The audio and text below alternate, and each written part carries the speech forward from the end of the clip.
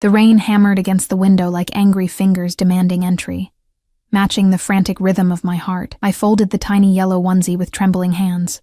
The soft cotton a stark contrast to the rough calluses I'd developed from months of scrubbing floors and serving drinks at Antonio Ricci's estate, 3 a.m, the only time I could be certain he wouldn't catch me. Even the guards relaxed their vigilance during these hollow hours, when even the most devoted soldiers needed rest. Just a little longer, I whispered to the barely there swell beneath my oversized sweater. 16 weeks along, my secret, my miracle. My escape plan's sudden, terrifying complication. I tucked the onesie between layers of plain t-shirts in my duffel bag, burying any evidence of my condition beneath mundane possessions. The doctor's appointment card was already committed to memory. The clinic's address in Toronto burned into my brain, a lifeline located precisely 437 miles from Antonio's reach, or so I hoped. I hadn't always been a prisoner in this gilded cage. 8 months ago, I was just Eliza Moore, 24 years old, exhausted waitress working double shifts at Carlo's, an upscale Italian restaurant that barely kept my rent paid and student loans at bay. That night, I'd spilled a glass of Barolo on a patron's custom suit. Not just any patron, Marco Venuti, Antonio Ricci's right-hand man. I still remember the silence that descended over the restaurant, the way everyone seemed to collectively hold their breath. Marco's face had darkened, his hand instinctively reaching inside his jacket.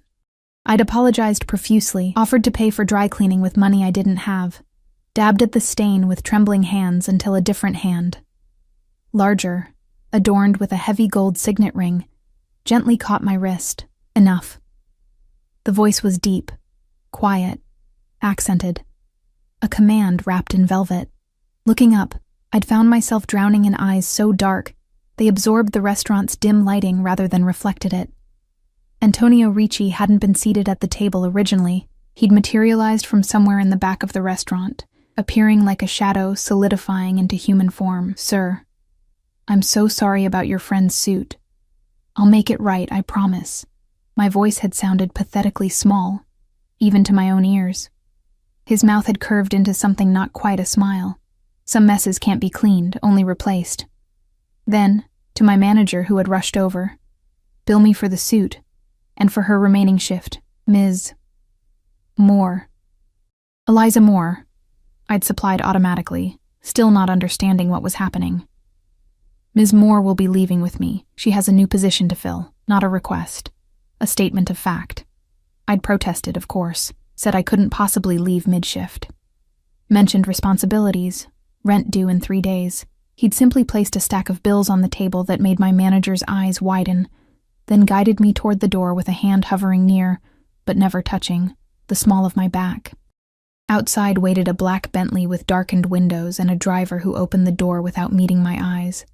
I remember thinking I should run, scream, fight, do anything but slide into that leather interior that smelled of expensive cologne and subtle menace. But I was tired, so tired of struggling, of counting pennies, of working myself to exhaustion. And something in his eyes, not kindness exactly, but a focused interest I'd never experienced, made me hesitate just long enough for curiosity to override caution. That hesitation cost me my freedom. Now, 8 months later, I lived in a wing of Antonio's estate, ostensibly as his personal assistant. I managed his household staff, organized his social calendar, and eventually warmed his bed. Not by force. He'd never needed to resort to that, but through a slow, deliberate seduction that felt like drowning in honey. Sweet, overwhelming, and impossible to escape. I zipped the duffel bag closed, wincing at the sound that seemed to echo through my spacious bedroom. Antonio had given me everything a woman could want. Designer clothes, jewelry, a platinum credit card with no limit. Everything except what I needed most, freedom. My hand drifted to my stomach again. I'd never planned on pregnancy. Antonio was careful, always. But nothing is foolproof, and the tiny life growing inside me changed everything. I couldn't raise a child in this world of shadows and violence, where hushed conversations in Antonio's study sometimes led to people disappearing, where even the gardeners carried concealed weapons. I slid the bag under the bed, knowing I'd retrieve it tomorrow while Antonio attended his monthly meeting with the other family heads. Marco would drive him. along with at least 4 guards. A 2-hour window. My only chance. Sleep eluded me for what remained of the night. When dawn painted my room in hues of gold and rose, I showered and dressed with mechanical precision, applying makeup to hide the shadows beneath my eyes. Antonio noticed everything. One sign of distress or unusual behavior would trigger his protective instincts, which were really just another form of control. I made my way to the dining room where breakfast awaited us every morning. Antonio was already there, reading something on his tablet, a cup of espresso steaming beside him. He wore a charcoal gray suit that hugged his broad shoulders perfectly. His dark hair slicked back from a face that belonged on Renaissance paintings, all sharp angles and aristocratic features. Buongiorno, tesoro. He didn't look up immediately, but I felt his awareness of me like a physical touch. Good morning, I replied, taking my usual seat to his right. A maid immediately appeared with my tea. Ginger, not my usual Earl Grey. I froze. Antonio's eyes flicked up then, catching my expression. You've been nauseous in the mornings. Ginger helps with that, I'm told. My heart stuttered. How had he noticed? I'd been so careful, always making it to the toilet before getting sick, running the shower to mask any sounds. Just a stomach bug, I managed, forcing a smile. Nothing serious. His dark eyes lingered on my face for a moment too long before returning to his tablet. If it persists, Dr. Maloney will visit. I don't like seeing you unwell. I nodded, unable to form words around the panic climbing up my throat. Dr. Maloney was Antonio's private physician, who treated his family members and top lieutenants. If he examined me, my secret would be exposed immediately. I feel much better today, I lied, sipping the tea to appease him. It actually did help settle my churning stomach, which only increased my unease at his perceptiveness. Good. He set down his tablet and gave me his full attention, a rare and unsettling experience. Antonio's focus was a tangible force, like standing in a spotlight. The meeting today will run long. Family business. Don't wait dinner for me. I nodded again, hope flaring bright and dangerous in my chest. Will Marco be with you? And Stefano, Paolo, and Dante. He named his most trusted guards. Why do you ask? I shrugged, aiming for casual. Just wondering if Marco will be available to drive me to the bookstore. I finished everything on my nightstand. Antonio's expression softened marginally. He approved of my reading habits, often discussing books with me late into the night. It was during those conversations I could almost forget who he was, what he did. Almost. Take Vincent, he said, referring to one of the younger guards. He can accompany you. I forced another smile. Thank you. Breakfast continued with mundane conversation. I asked about his schedule, reminded him of an upcoming charity gala, and carefully constructed the facade of a woman content with her golden cage. All the while my mind raced through contingencies. Vincent was newer, less experienced than Marco. Perhaps I could lose him in a department store, slip out a service entrance. Antonio rose from the table eventually, straightening his already impeccable tie. He moved around to my chair, tilting my face up with a finger under my chin. His touch was gentle, always gentle, which made the implications of his power all the more terrifying. Be good while I'm gone, he murmured, leaning down to press his lips against mine in a kiss that lingered, promising and possessive. Against my will, my body responded to him as it always did, heart racing, skin warming. This chemical reaction between us was part of my prison, shackling me with needs and desires I couldn't fully control. When he pulled away, his eyes had darkened, and for a panicked moment, I thought he might cancel his meeting. Instead, he straightened, brushing a thumb across my lower lip. We'll continue this tonight, he promised, the words sending conflicting waves of dread and anticipation through me.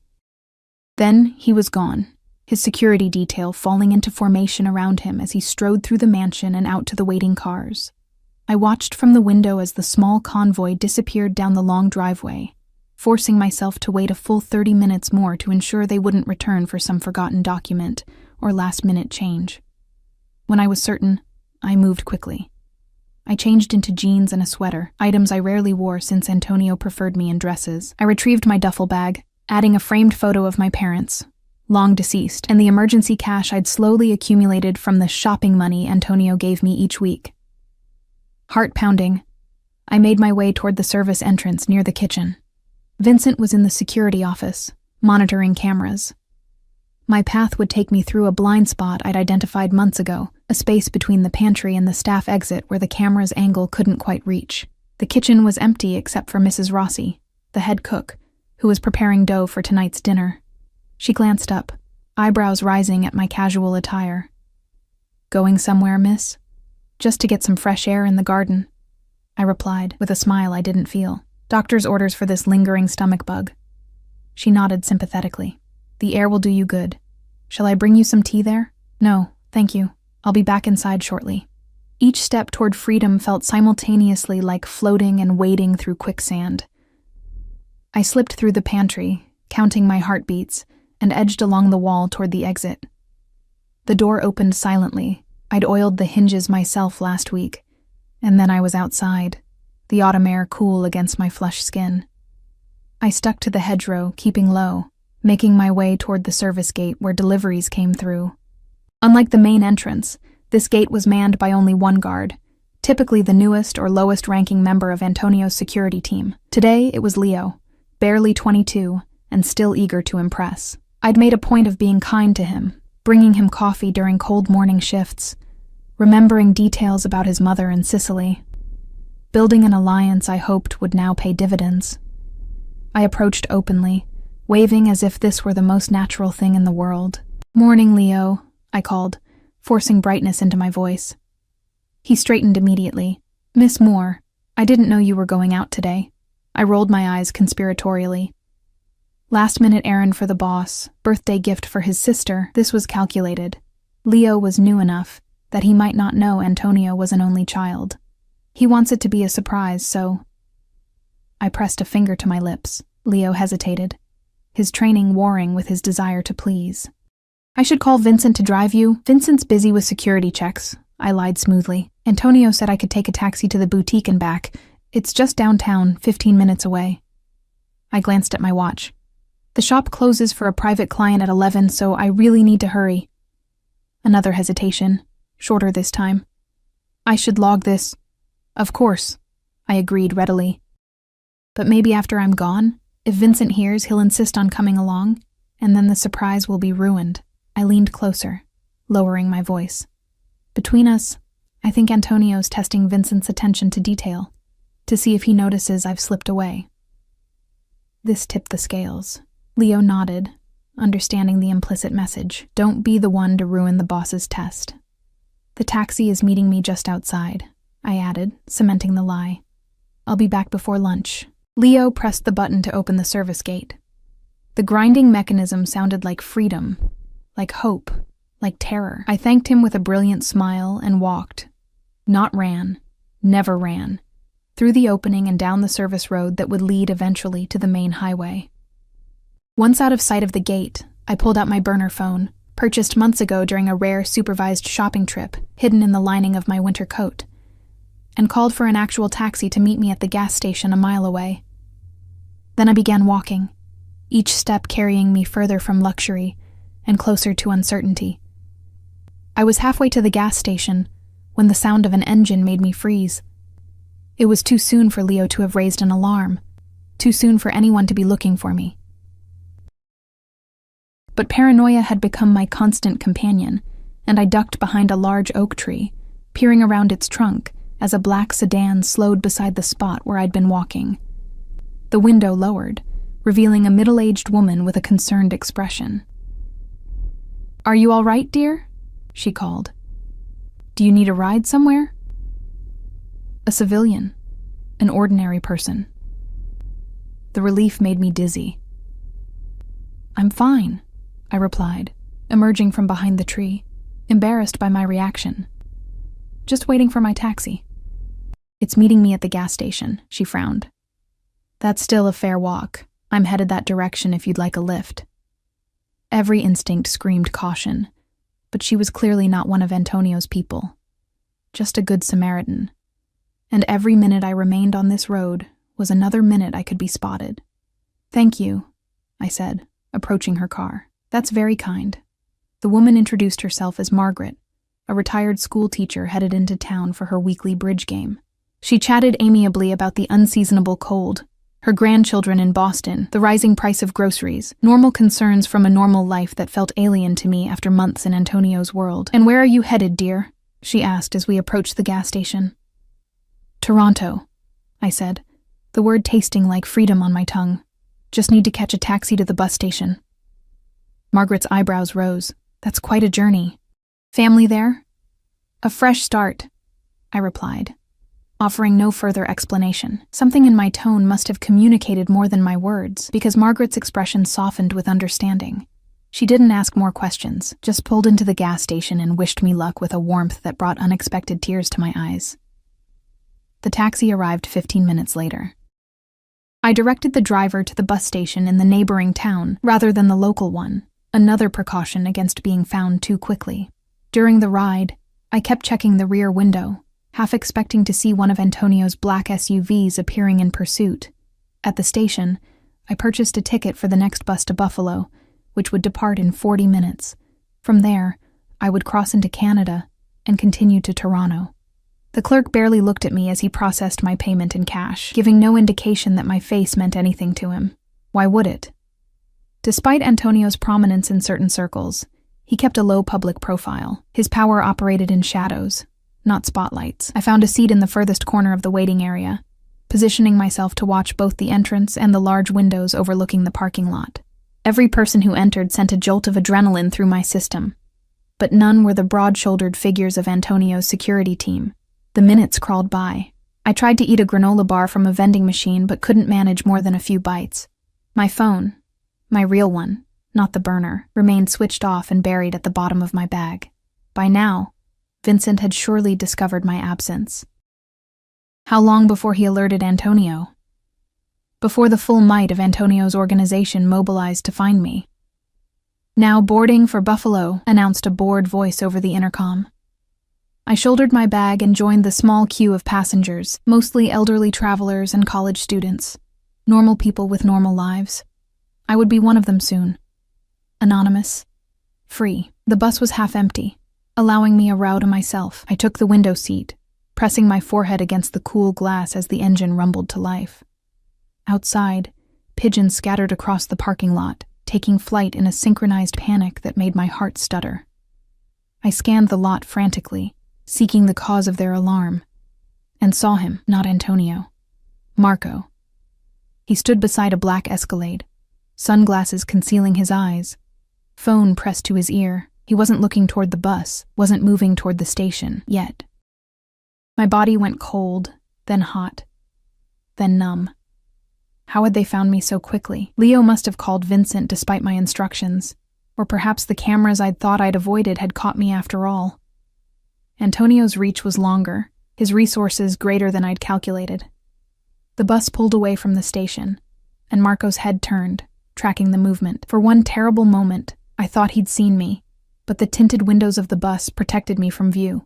Still, I slid down in my seat, using my duffel bag as a shield between me and the window as the bus lumbered onto the main road. I didn't breathe properly until we'd been driving for 20 minutes, the station far behind us. Even then, I remained vigilant, studying each vehicle that passed or followed us for too long. When we stopped at a rest area halfway to Buffalo, I stayed on the bus, ignoring my bladder's protests.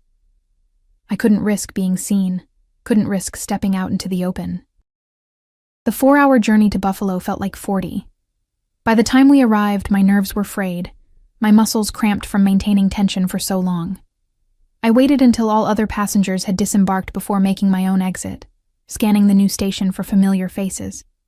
Nothing, no one. I hurried to the women's restroom, locking myself in a stall to finally relieve my screaming bladder and collect my thoughts. The border crossing would be the next challenge. I had my passport. Antonio had never restricted my documents, confident in other means of keeping me tethered to him. But crossing international boundaries meant security cameras, official records of my passage, breadcrumbs for Antonio to follow. But I had no choice. Toronto offered the anonymity of a major city and, more importantly, the specialized prenatal clinic I'd researched obsessively. My baby, our baby, would need careful monitoring due to my medical history. A heart murmur I'd had since childhood meant pregnancy carried additional risks. Risks I couldn't ignore even while running for my freedom. I splashed water on my face, reapplied minimal makeup, and tried to look like someone with nothing to hide. In the mirror, a pale woman with huge blue eyes stared back at me, fear visible despite my efforts. I took several deep breaths, straightened my shoulders, and recited the mantras that had kept me going these past weeks. I am stronger than I look. This child deserves better. I will not live in fear. The taxi queue outside the station moved quickly. When my turn came, I requested a ride to the Peace Bridge border crossing, and the driver nodded without interest. This close to Canada, such crossings were routine. "Business or pleasure in Canada?" he asked, making conversational small talk as we drove. "Visiting family," I lied smoothly. "My sister just had a baby." "Nice. Boy or girl?" "Girl." They named her Emma. The fabrication came easily, details flowing to support the fiction. Antonio had taught me this unwittingly. I'd watched him create convincing narratives on the fly during business calls, spinning webs of half-truths that entrapped listeners in their plausibility. At the border crossing, I joined the pedestrian line, passport in hand, rehearsing my cover story. The line moved steadily forward until suddenly it was my turn, my passport being examined by an officer whose face betrayed no emotion. "Purpose of your visit to Canada?" "Visiting my sister and her new baby in Toronto." "Length of stay?" 2 weeks. "Where are you staying?" "With my sister, at 247 Brunswick Avenue." The address I'd memorized for the clinic altered slightly. "Anything to declare?" "No, sir." He stamped my passport, barely looking at me. "Enjoy your stay in Canada, ma'am." Just like that, I was through, on Canadian soil. Still not safe. Nowhere would be truly safe as long as Antonio lived, but further from his immediate reach. I hailed another taxi on the Canadian side, directing it to the nearest car rental agency. Using the fake ID I'd obtained months ago, another precaution planned during sleepless nights, I rented a nondescript gray Honda and headed for Toronto, 3 hours northeast. The highway stretched before me, Canadian farmland rolling past my windows. For the first time since leaving the estate, I allowed myself to think beyond the immediate next step. I had enough cash for 2 months in a modest apartment if I budgeted carefully. The clinic appointment was scheduled for next week. I would need prenatal vitamins, proper food, winter clothes as my pregnancy progressed and the Canadian winter deepened. I would need a job, something that paid cash, something that wouldn't require extensive background checks. Waitressing again, perhaps, though the irony of returning to the profession that had delivered me to Antonio in the first place wasn't lost on me. Most of all, I would need to disappear. New name, new appearance, new life.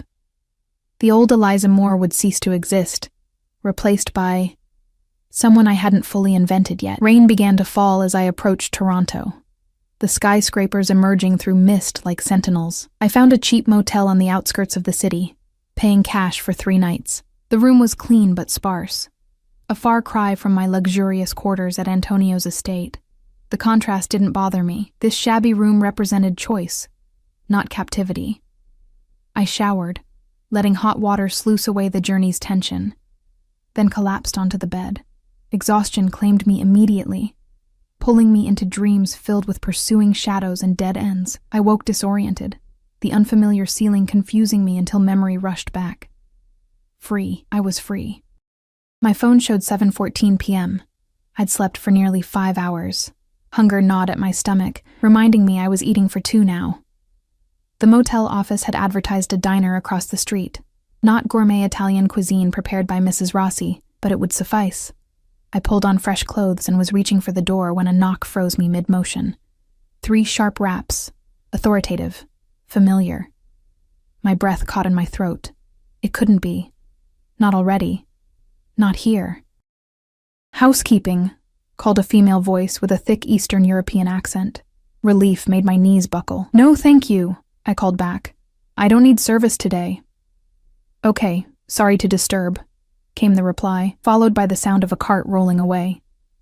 I waited several minutes before opening the door, peering out cautiously before stepping into the evening air. The diner's neon sign buzzed across the street, promising hot food and normalcy. Inside, I slid into a booth and ordered a cheeseburger, fries, and a prenatal-safe herbal tea I'd researched. The waitress raised no eyebrows at my order or my solitude, just another traveler passing through. Invisible in the most wonderful way. As I waited for my food, I pulled out the burner phone and searched for local apartments for rent. Tomorrow I would begin viewing places, prioritizing buildings with security entrances and multiple exit routes. The clinic was in a neighborhood called the Annex. Perhaps I could find something nearby. My food arrived, and I devoured it with an appetite that surprised me. The simple meal tasted better than any of the gourmet dishes I'd grown accustomed to. Freedom, it seemed, was the best seasoning. I was halfway through my fries when the diner's door opened, admitting a blast of cool air and a trio of men in business suits. I glanced up automatically, then froze, a fry suspended halfway to my mouth. None of them were Antonio's men. Of course they weren't. Just ordinary businessmen stopping for dinner. But the moment of panic lingered, curdling in my stomach.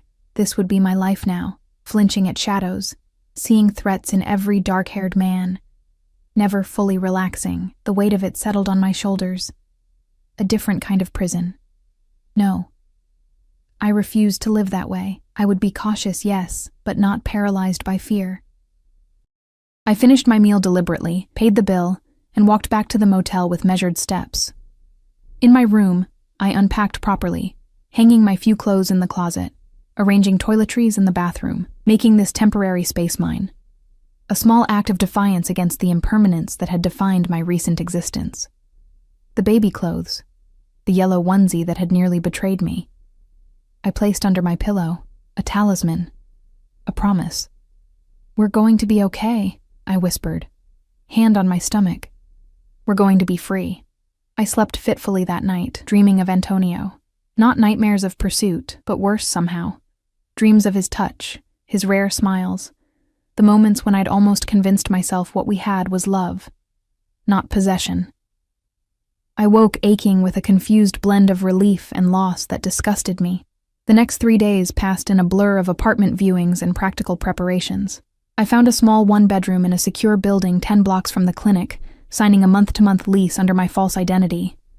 I purchased essentials, groceries, additional clothing, a prepaid Canadian phone. I scouted the neighborhood, noting escape routes, police stations, 24-hour businesses where I could seek refuge if needed. Each night I checked the locks 3 times before sleeping. Each morning, I scanned the street from my window before venturing out.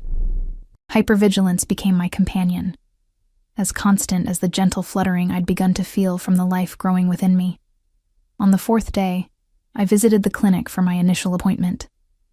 The doctor was kind, competent, asking no questions about my missing medical records or absent partner. She confirmed what I already knew: 16 weeks pregnant with a seemingly healthy baby. Too early to determine gender, but all measurable indicators within normal ranges. "Your heart murmur is mild," she assured me after listening to my chest. "We'll monitor it closely, but I don't anticipate complications if you follow care guidelines." I left with prenatal vitamins, pamphlets on maternal nutrition, and a small black and white sonogram image that I couldn't stop staring at.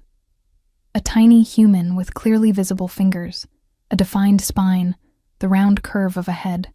My child. Antonio's child. A human being who deserved better than the life either of us had planned. I tucked the sonogram into my wallet, nestled beside my fake ID. Proof of my purpose, my reason for running. Looking at it brought clarity whenever doubts crept in. And they did creep in, particularly at night when loneliness pressed heaviest. By the end of my 2nd week in Toronto, I'd established the beginnings of a routine. I found work at a small cafe 3 blocks from my apartment. Nothing fancy, just serving coffee and pastries to morning commuters. The owner, May, was a Chinese-Canadian woman in her 60s who asked few questions and paid in cash at the end of each shift. My pregnancy wasn't showing enough yet to raise questions, and I'd invented a convenient fiction about a husband in the military, deployed overseas, to discourage personal inquiries. The work was exhausting in my condition, but the mundane interactions with customers helped anchor me to this new reality. Each "thank you" and "have a nice day" exchanged with a stranger reinforced that I was just another person now, unremarkable, unworthy of a second glance. At night, I researched childbirth classes, pediatricians, childcare options, planning for a future that still felt precarious, but increasingly possible. I even allowed myself to browse baby furniture online, though I purchased nothing that couldn't be abandoned at a moment's notice. I was adapting, surviving, almost beginning to believe I'd escaped. Then came the roses. They arrived at the cafe during my morning shift exactly 17 days after I'd fled Antonio's estate. 24 blood-red blooms arranged in a crystal vase I recognized immediately. Baccarat crystal, Antonio's preferred brand for the fresh flowers that had appeared in my room each week at his home. "Delivery for Eliza," announced the courier, setting the arrangement on the counter. May clapped her hands in delight. "Secret admirer?" she asked, eyeing the luxurious arrangement. I couldn't speak, couldn't breathe. The room tilted dangerously, edges blurring. "Eliza, are you all right?" May's voice seemed to come from very far away. "Fine," I managed, just surprised. "There's a card," she pointed out, reaching for the small envelope nestled among the blooms. "I'll read it later," I said quickly, snatching it before she could open it. "Private. From my husband." The lie tasted like ashes. May nodded, still admiring the flowers. "Very romantic man, your husband. These must have cost a fortune." Money had never been an object for Antonio. What he valued was possession, complete and unchallenged.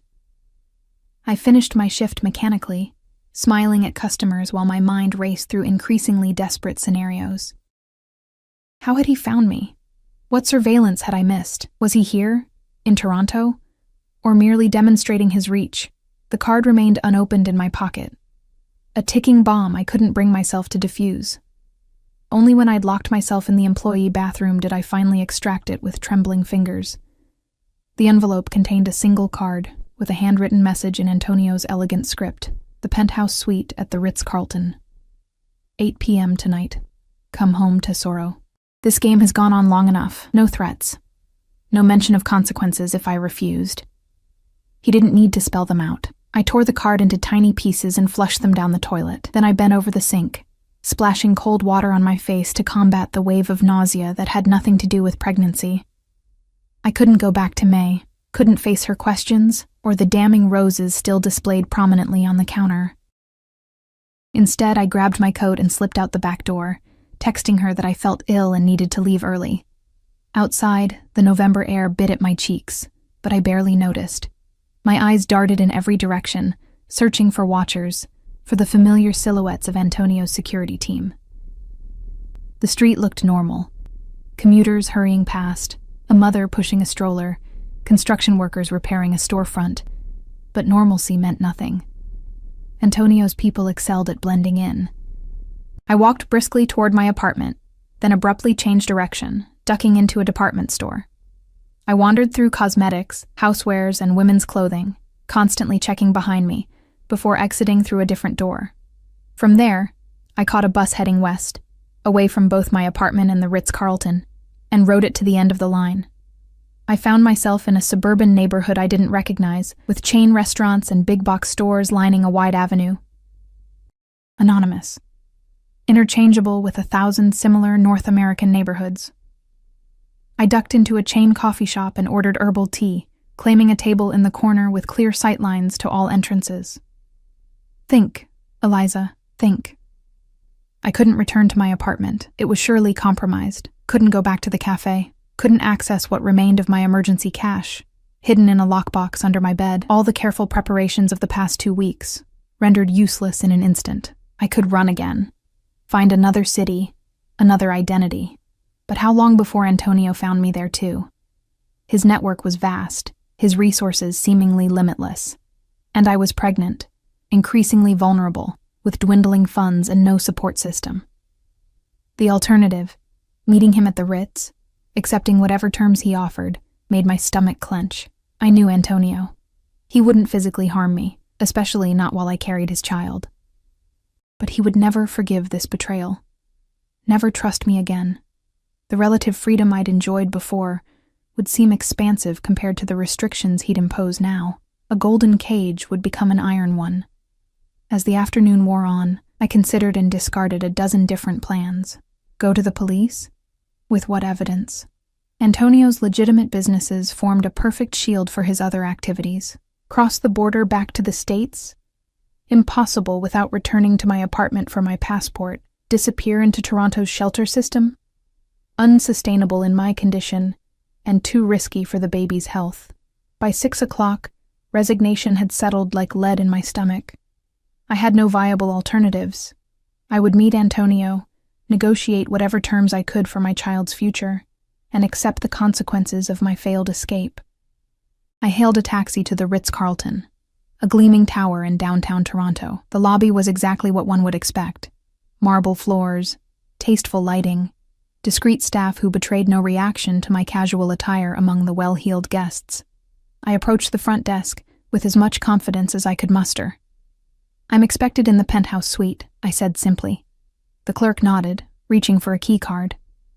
"Mr. Ricci mentioned you would be arriving, Ms. Moore. The private elevator is to your right." Of course he'd used his real name. Antonio didn't need aliases or subterfuge. His power was such that he operated in plain sight, confident in his untouchability. The private elevator required the key card to access the penthouse level. As it ascended, I studied my reflection in the mirrored walls. Pale face, shadows beneath my eyes, hair pulled back in a simple ponytail. So different from the polished appearance Antonio preferred. Let him see what his pursuit had reduced me to. The elevator opened directly into the penthouse foyer. Beyond, floor-to-ceiling windows showcased Toronto's glittering skyline, the CN Tower illuminated against the night sky.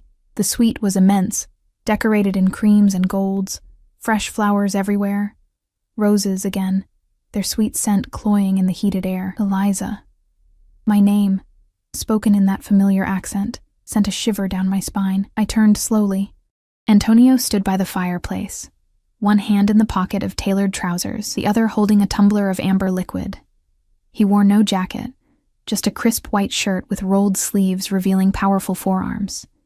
His dark hair was shorter than when I'd left, emphasizing the sharp angles of his face. But it was his eyes, those impossibly dark eyes, that captured me, as always. They revealed nothing while seeing everything. "You're late," he observed, glancing at his watch. "It's 8:17. I found my voice, determined not to show weakness. I considered not coming at all. A slight incline of his head, acknowledging the point. Yet here you are. You didn't leave me many options. I left you none. He took a sip of his drink. That was the point. He gestured to a sitting area near the windows. Sit. You look tired. I remained standing. How did you find me? The question provoked something like disappointment in his expression. You know better than that, Tesoro. I never lost you. A cold weight settled in my chest. The border crossing? Among other things. He set his glass down and approached, moving with the fluid grace that had always reminded me of a predator. Did you really think I wouldn't have systems in place? That I wouldn't be alerted the moment your passport was scanned? He stopped an arm's length away, close enough that I could smell his cologne, sandalwood and cedar, expensive and familiar. My traitor body responded with a surge of awareness I despised. You've been watching me all this time, I realized aloud. The apartment, the cafe, of course. You're mine, Eliza. I protect what's mine. The possessive declaration should have angered me, but exhaustion dulled my reactions. Why wait? Why let me believe I was free for over 2 weeks? Something complicated crossed his features. I was curious to see what you would do, where you would go. His eyes drifted to my stomach, still mostly flat beneath my sweater. What you were hiding from me. My hand moved instinctively to cover my abdomen. How long have you known? Suspected? Since before you left. Confirmed? The day after, when I found your hidden prenatal vitamins. His jaw tightened. You should have told me. Would it have mattered? Would you have let me go? A harsh laugh escaped him. Go? Why would I ever let you go? He moved closer, backing me against the window. And now that you carry my child, never. His hand came up to cup my face, thumb brushing my cheekbone in a touch so gentle it nearly undid me. This was Antonio's most dangerous weapon. The contrast between his implacable will and his tender gestures. The illusion of choice within absolute control. "I'm not going back," I said, injecting steel into my voice. "Not to be a prisoner. You were never a prisoner, Eliza." "What would you call it then?" "I couldn't leave the estate without guards. Couldn't speak to anyone without your knowledge. Couldn't make a single decision about my own life." His expression darkened. "I gave you everything. Security, luxury, a position at my side few women would ever achieve. Everything except freedom." "Freedom," he repeated, the word sounding foreign on his tongue. "To do what? Return to working double shifts for tips? To that apartment where the heat failed every winter? To dodging your landlord on the first of each month?" His fingers tightened slightly on my jaw. "I saved you from that life. I didn't ask to be saved. No one who needs saving ever does." He released me and stepped back, retrieving his drink. "You're being dramatic, Tesoro. You had freedoms. You managed my household, organized events, accompanied me to business dinners, traveled with me to Milan, to Paris. Always under watch, always within the boundaries you set." He shrugged, unmoved. "The world is dangerous, particularly my world. That's exactly why I left," I said, my voice rising despite my determination to remain calm. "I won't raise our child in that environment. Surrounded by violence, by criminal activity, by fear." The glass in his hand stilled halfway to his lips. "Our child," he repeated softly, eyes dropping again to my stomach. "A son?" "I don't know yet. It's too early to tell." Something shifted in his expression then, a softening I hadn't anticipated. He set his glass down and approached me again, this time dropping to one knee before me. Before I could react, he pressed his palm flat against my abdomen, his large hand spanning almost the entire slight swell. "My child," he murmured, reverence mixing with possessiveness in his tone. "My blood." I remained frozen, unsure how to respond to this unexpected vulnerability. Antonio had never spoken of wanting children, had never indicated family life was part of his vision for us, yet the naked longing on his face as he touched the evidence of his progeny was unmistakable. "Family is everything, Eliza," he said, still kneeling. "Everything I do to build a legacy, to create something that will outlast me." He looked up, dark eyes intense. "This child changes everything." "How?" I asked cautiously. "How does it change anything?" He rose smoothly to his feet. "You will come home. Both of you will come home. But things will be different." "Different how?" "You want freedom? I will give you parameters within which you can move freely. You want safety? I will increase security, ensure no harm ever comes to either of you." His hand cupped my face again. "You want recognition? I will marry you, make you officially mine in the eyes of the world." The offer stunned me. Antonio had never mentioned marriage before. In his world, legal ties were complications, potential vulnerabilities, that he would consider it now. "Marriage doesn't solve the fundamental problem," I said slowly. "Your business, your lifestyle, cannot be changed entirely," he interrupted, "but can be adjusted. Legitimate enterprises expanded, certain other activities delegated or discontinued." I stared at him, searching for deception and finding none. "You would do that? For the child?" "For my family," he corrected. "For what matters most." His words hung in the air between us, a promise I wasn't sure I could trust. Antonio never made concessions. He negotiated, manipulated, and ultimately prevailed. This sudden willingness to compromise felt like another trap, more subtle, but no less confining. "I need time," I said finally, "to think about what you're offering." Antonio's expression hardened. "You misunderstand, Tesoro. This isn't a negotiation where you walk away to consider terms. You're coming home with me tonight. And if I refuse?" His smile was cold. "Then things become considerably less pleasant. Not for you, never for you, but perhaps for May, whose expired visa I've been graciously ignoring. Or for that doctor at the prenatal clinic who prescribes her self-controlled substances. So many vulnerable people in your new life, Eliza." The threat, delivered so casually, stole my breath. This was the Antonio I'd fled. The man who viewed people as chess pieces, who found everyone's weakness and exploited it mercilessly. You wouldn't, I whispered, knowing even as I said it that he absolutely would. I would prefer not to, he acknowledged. I would prefer you make the intelligent choice. The choice that protects our child and secures your comfort. He checked his watch. The jet is waiting. We leave in 1 hour. The jet? We're flying back tonight? Of course. I have business to attend to tomorrow. Important meetings I've postponed for this retrieval operation. The clinical term made me flinch. That's all this was to him. An asset retrieval, like recovering stolen property. Despite his declarations about family, about marriage, nothing fundamental had changed in how he saw me. As a possession. His possession. I need to pack my things, I said, playing for time. My clothes, my unnecessary. Everything you need is at home. Anything specific can be replaced. Of course.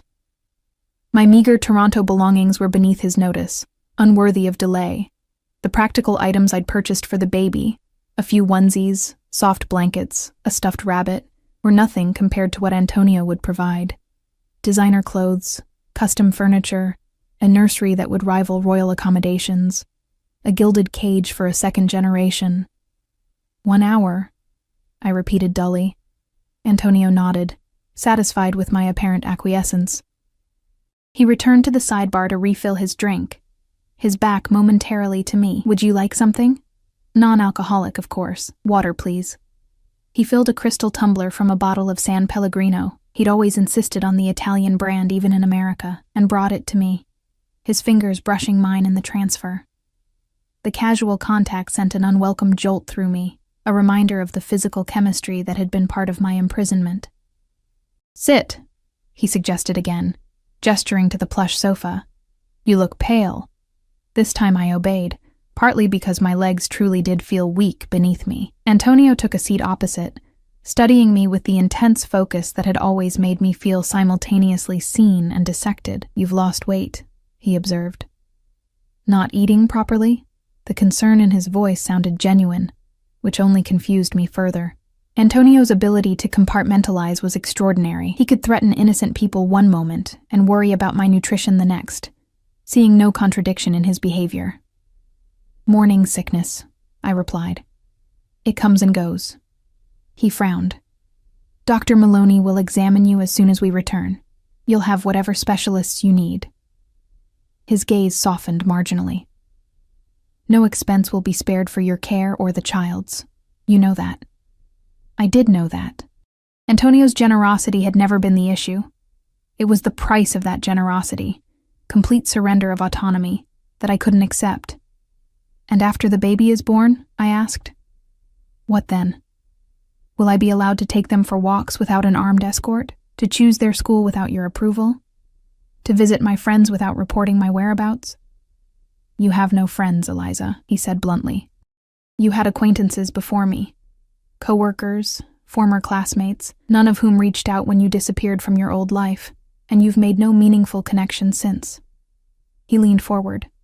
I am your world. I have been since that night at Carlo's. The sooner you accept that reality, the happier you'll be. The worst part was that he wasn't entirely wrong. My life before Antonio had been a lonely struggle for survival, working too many hours to maintain real friendships. And he had systematically isolated me since, ensuring my emotional dependence matched my financial one. That's not normal, I said quietly. It's not healthy. Normal is a luxury for ordinary people, he replied. Neither of us is ordinary, Tesoro. Certainly, our child won't be. I sipped my water, mind racing for options, for leverage, for any path that didn't lead back to complete capitulation. But Antonio had outmaneuvered me at every turn. He'd found me with ease, neutralized my meager attempts at independence, and now held others hostage to my compliance. You said things would be different, I reminded him, grasping at the one thread of hope.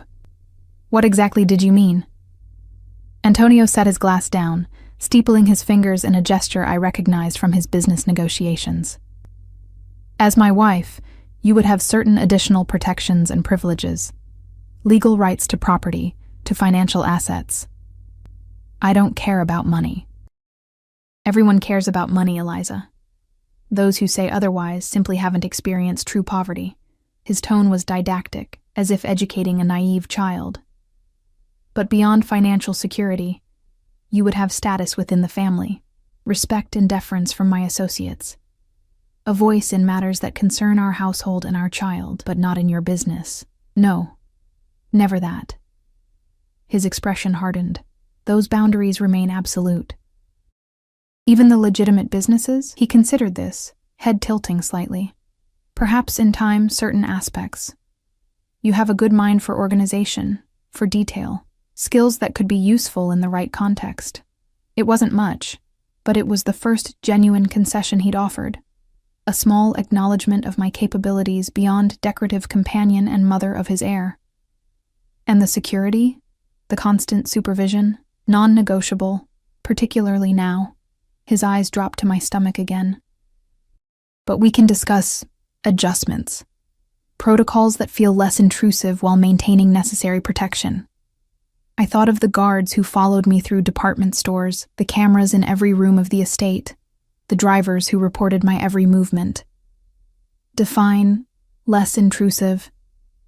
Female guards for personal shopping, private areas of the estate without surveillance, scheduled time alone if you require it. His jaw tightened. Within secure parameters. Again, small concessions. Crumbs of autonomy offered as if they were feasts. Yet compared to my previous existence in his world, they represented progress. The question was whether they were genuine offers or merely temporary enticements to secure my compliance. And if I agree to all this, I said carefully, how can I trust you'll keep your word?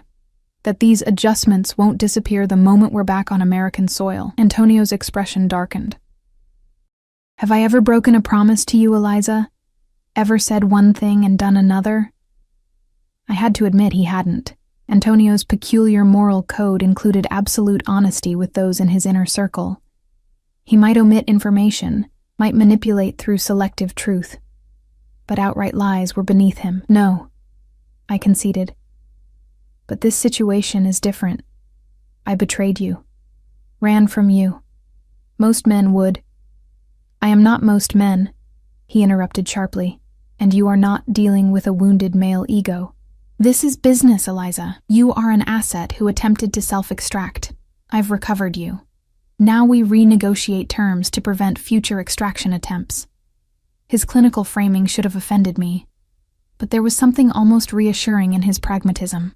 Antonio approached everything as a transaction, a series of calculated moves. Emotion rarely clouded his decisions, which made his promises, however limited, more reliable than passionate declarations would have been. And the child? I pressed. What role do you envision for yourself as a father? Something shifted in his expression then, a complexity I couldn't fully interpret. I never knew my father, he said after a moment. He was killed when I was an infant. My mother raised me alone until her brother, my uncle Salvatore, took us in. His eyes grew distant.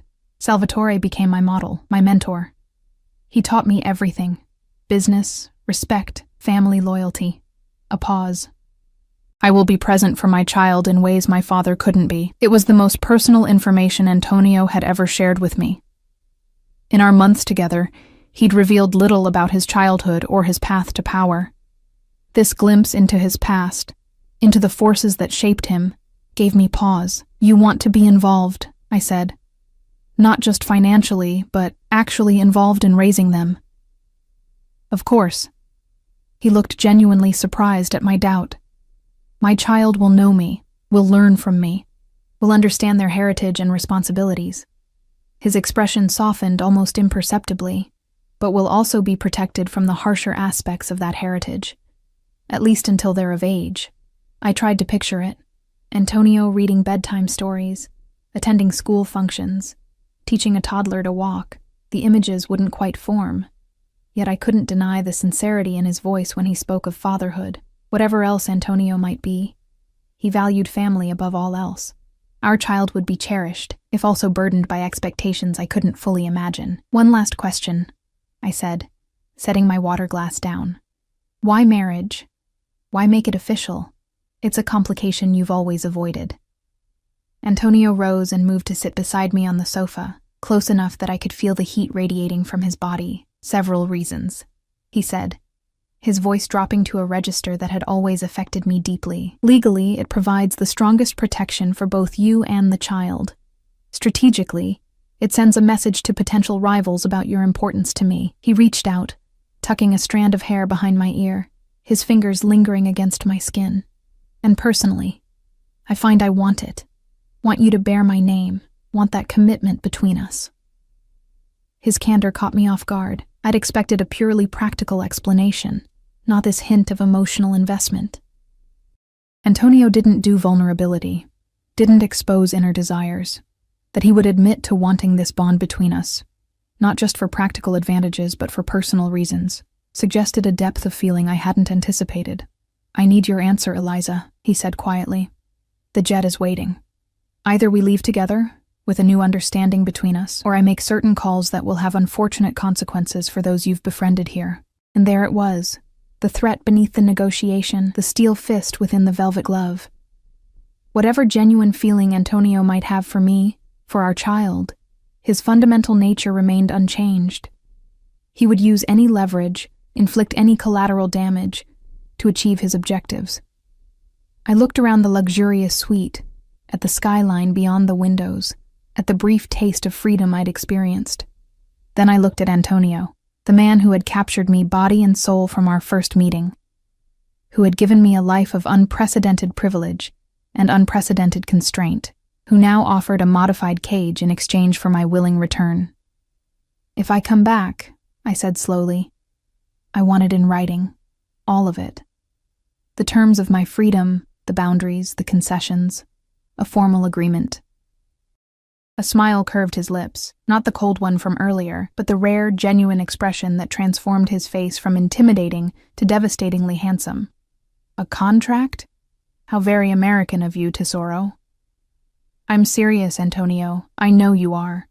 He reached into his jacket pocket and withdrew a folded document, which is why I had this prepared before I came. Of course he had. Antonio was always 3 steps ahead, anticipating my moves before I made them. I took the papers with unsteady hands, scanning clauses about personal security protocols, private areas of the estate, financial provisions, educational trusts for the child. "You'll note there's nothing about my business operations," he said, watching me read. "Those remain separate, as discussed." The document was surprisingly comprehensive, addressing most of the concerns I'd raised and some I hadn't considered. It even included provisions for regular visits to my preferred doctors in Toronto, with appropriate security arrangements. "This is thorough," I admitted. "I know what matters to you, Eliza. I've always known." He took the papers back, setting them on the coffee table. "We can revise if necessary, but the framework is sound, legal, binding, and enforceable." "Enforceable by whom? You own half the judges in 3 states." He inclined his head, acknowledging the point. "Then trust must form part of our arrangement, as it does in any marriage." Marriage. The word still startled me each time he said it. Marriage to Antonio Ricci. A commitment even more binding than the invisible chains that had held me before. Yet also, potentially, a source of power I hadn't previously wielded. As his wife, mother of his heir, I would have status within his organization. Respect, perhaps even influence in time. It wasn't freedom, not truly, but it was a different kind of cage, one with a view, with room to move, with the possibility of gradual expansion. And our child would have both parents, security, opportunities beyond what I could provide alone. "Time to decide, Eliza," Antonio said, glancing at his watch. "The pilot has filed our flight plan. Security is waiting downstairs." I looked into his eyes, searching for any sign of deception, any hint that this elaborate negotiation was merely a pretense before returning to the status quo. What I saw instead surprised me, an intensity that went beyond possession, beyond control, something that, in another man, might be called vulnerability. "Yes," I said finally. "I'll come back, under these terms, for our child." Relief flickered across his features before his composed mask returned. A wise decision. He extended his hand to help me rise from the sofa, I hesitated briefly before placing my fingers in his palm, feeling the familiar calluses on his trigger finger, the strength that could be brutal or gentle depending on his mood. Antonio pulled me to my feet with effortless grace, then used the momentum to draw me closer until barely an inch separated us. "One more thing," he murmured, his breath warm against my face. "If you ever run again, if you ever take my child from me, there will be no negotiation, no agreement, only consequences. Do you understand?" The threat should have terrified me. Instead, it clarified something essential, Antonio's fear. Not that I would escape him permanently. He'd already proven I couldn't. But that I would separate him from his child, deny him the family connection he clearly valued above all else. "I understand," I replied, holding his gaze. "And I want you to understand something too. I didn't run because I didn't care for you. I ran because I couldn't breathe, because I needed to know I could make choices. For myself, for our baby. If you really want me back, not just as a possession, but as a partner, then you need to let me breathe." Something shifted in his expression. Surprise, perhaps at my boldness, or at the implicit admission that I cared for him despite everything. "I need you," he said simply. Words I'd never expected to hear from Antonio Ricci, who needed no one, who had built an empire on self-sufficiency and calculated advantage. Before I could respond, he closed the remaining distance between us, his lips finding mine in a kiss that was both possession and plea. My body responded instantly, traitorously to his touch. The chemistry between us had always been undeniable, a force as powerful as his will or my fear. His hands cradled my face with surprising gentleness, thumbs stroking my cheekbones as if I were something precious rather than retrieved property. When we finally broke apart, both slightly breathless, I saw a new determination in his eyes. "You'll have your space to breathe," he promised. "But you'll do it by my side, as my wife, as the mother of my child." "When?" I asked. "This wedding you've suddenly decided is necessary?" "Next week. Small ceremony at the estate. Just family and the necessary witnesses." His tone made it clear this detail had already been arranged, another decision made without my input. I stiffened. "That's exactly what I'm talking about, Antonio. You've already planned everything, haven't you? Without asking what I might want?" He frowned slightly. "It's more secure that way, private, protected. It's also another example of you making unilateral decisions about my life." I stepped back, creating space between us. "If we're going to try this new arrangement, this partnership you claim to want, then it starts now, not after the paperwork is signed, not after we're back on your territory. Now." Antonio's eyes narrowed, but he didn't immediately dismiss my objection. I could almost see the calculations running behind those dark irises, weighing the benefits of asserting control against the value of securing my willing cooperation. "What would you prefer?" he asked finally, the question itself a concession. "A month," I said. "Time to adjust to this new reality, to see if you're serious about the changes you've promised." I gestured to the contract on the table. "Time to have my own lawyer review that agreement." His eyebrows rose. "You have a lawyer?" "I will," I countered. "One not on your payroll, independent counsel." A muscle ticked in his jaw. "That creates security concerns." "Then vet them. Run your background checks. But I need someone looking out for my interests, not yours." Again, that calculating pause. Then, unexpectedly, a slight smile. "You've changed, Tesoro, grown claws while you were away." "I've always had them. You just never gave me reason to use them before." His smile deepened to something like approval. 2 weeks, he counter-offered. "Enough time for your independent review. The ceremony happens at the estate, with full security protocols, non-negotiable." It wasn't everything I'd asked for, but it was more than I'd expected to receive. Agreed. "And I choose my own dress." This earned a genuine laugh, the rare, unguarded sound that had first made me see him as a man rather than a monster. "The dress is yours to decide. Everything else, guest list, security, timing, remains mine." "And the honeymoon?" I asked, suddenly curious if this figured into his plans. "Italy," he said without hesitation. My villa in Positano, private, secure, and his eyes softened fractionally. Beautiful enough even for you. The thought of the Amalfi Coast, of sun-drenched cliffs and Mediterranean waters, was undeniably appealing. A true vacation, rather than a business trip where I'd been primarily decorative, might actually be pleasant, even with security hovering discreetly in the background. I'd like that, I admitted. Antonio checked his watch again. Now, we really must go. The jet is waiting. This time, I nodded without argument. I'd secured what concessions I could for now. The real battle for independence, for partnership, would unfold over months and years. A marathon, not a sprint. I have nothing with me, I reminded him. No passport, no clothes. All arranged, he replied dismissively. New passport waiting on the plane. Clothes at home. His eyes traveled down my body, a familiar heat in his gaze. Though I've always preferred you without them. The casual intimacy of the remark brought color to my cheeks.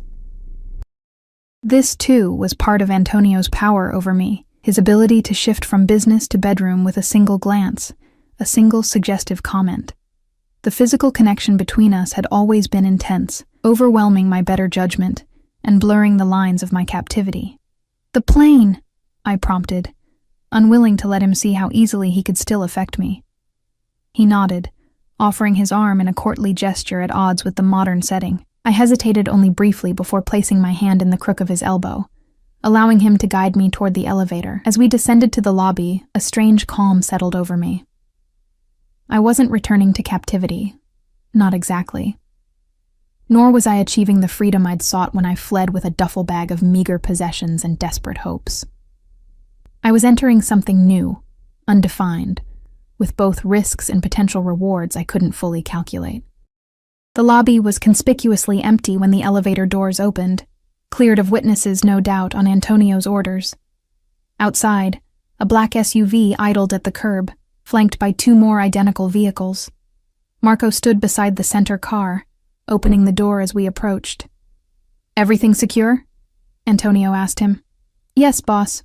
Route confirmed. Decoys in place.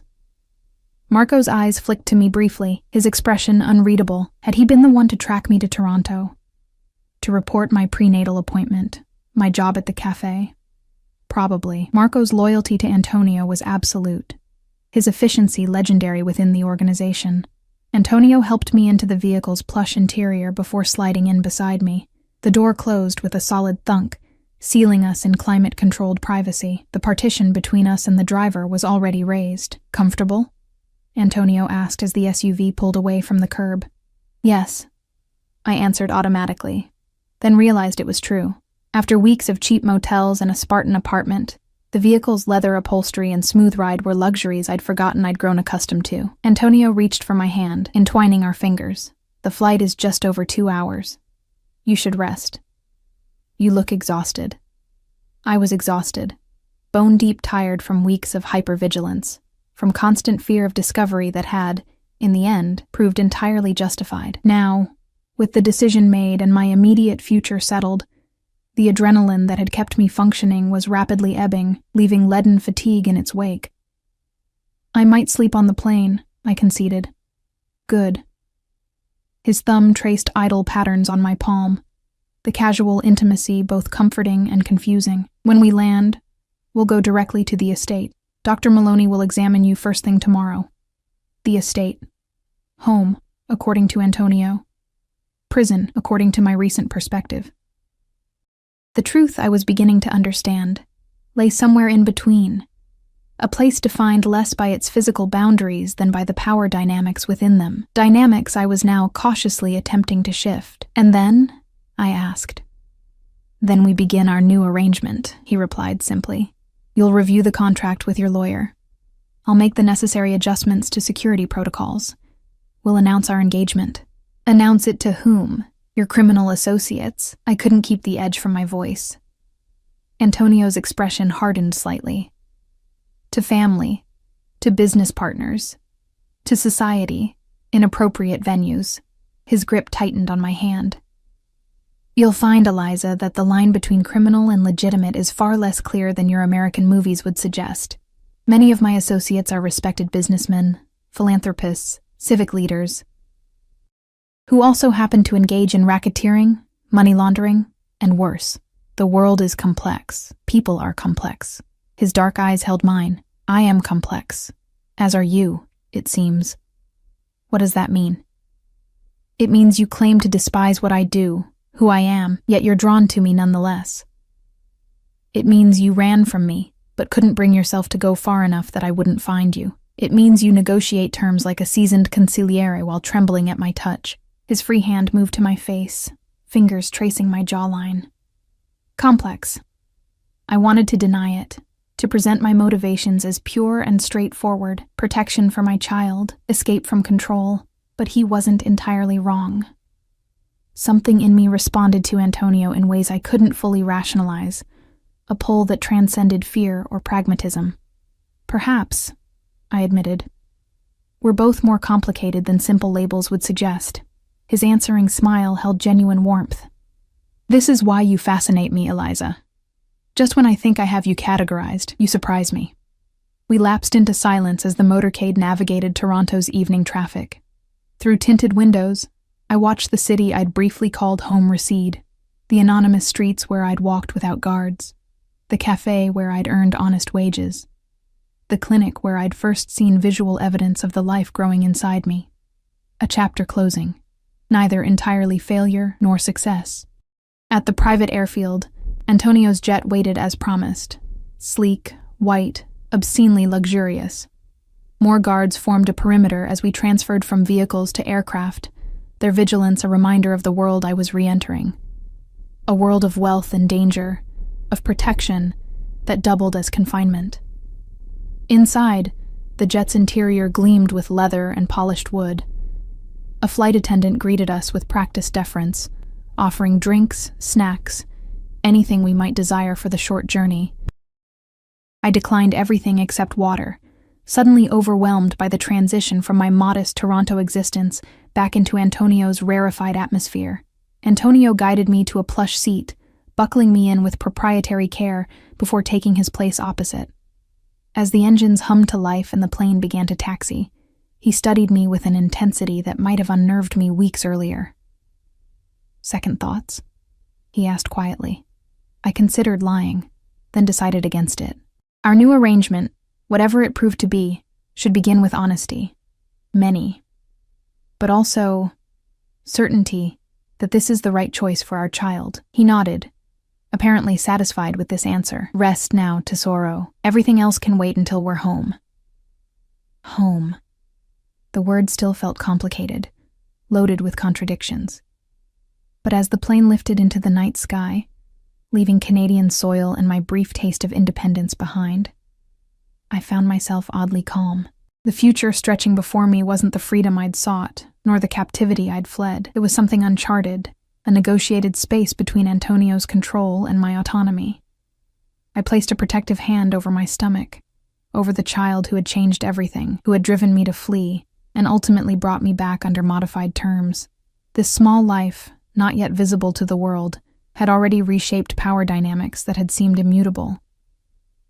"We're going to be okay," I whispered, echoing the promise I'd made in that motel room so many nights ago. Different circumstances, different context, but the same essential truth. I would protect this child, find a way forward, create a life that balanced safety and freedom.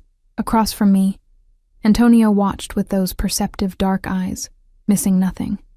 He reached across the space between us, placing his hand over mine on my stomach, our child sheltered beneath the touch of both parents. "Yes," he agreed softly. "We are." And for the first time since I'd entered his world, I believed it might actually be true.